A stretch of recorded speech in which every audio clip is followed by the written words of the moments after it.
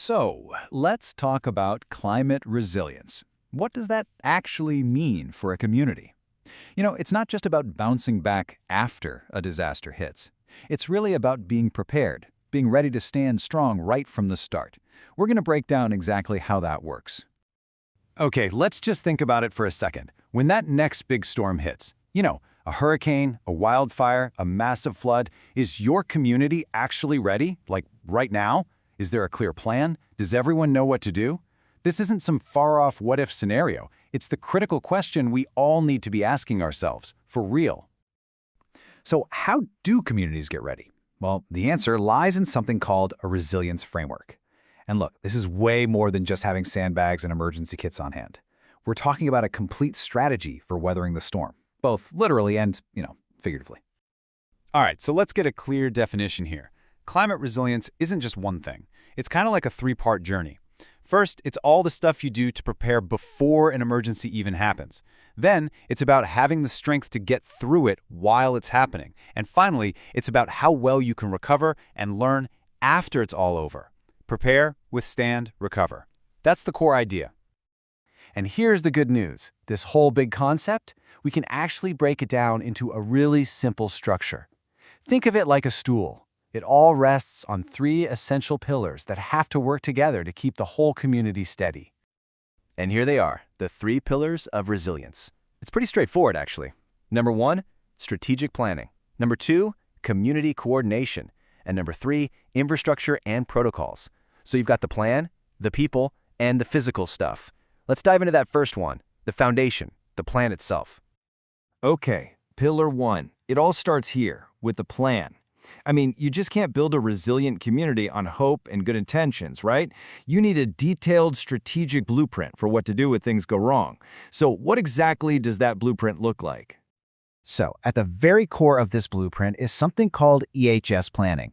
That stands for Environmental, Health, and Safety. The best way to think about it is like the master playbook for a disaster. It's the guide that lays out exactly how we're going to protect people and the environment before, during, and after. It's literally the step-by-step guide for the worst-case scenarios. Right, so having a great plan on paper is, well, it's a great start. But making it actually work in the real world, that's a whole other story. And that's where people come in. This brings us to our second and absolutely crucial pillar, community coordination. And this quote just says it all, doesn't it? A plan is only as strong as the people who execute it. Think about it. The most brilliant plan in the world is pretty much useless if nobody knows what it is or if all the different groups aren't talking to each other. At the end of the day, resilience is a team sport. And this slide shows a really important shift in how we think about this stuff. The old way was very top-down. Orders came from some central command center, and everyone just followed them. But a truly resilient community, that's built from the ground up. It's all about empowering local networks, sharing what people on the ground know, and encouraging mutual support. It really comes down to neighbors helping neighbors, because let's be honest, they're the first ones on the scene. Okay, so we've got our plan, we've got our people connected, so what's missing? Well, we need the right tools and the right rules to make it all happen.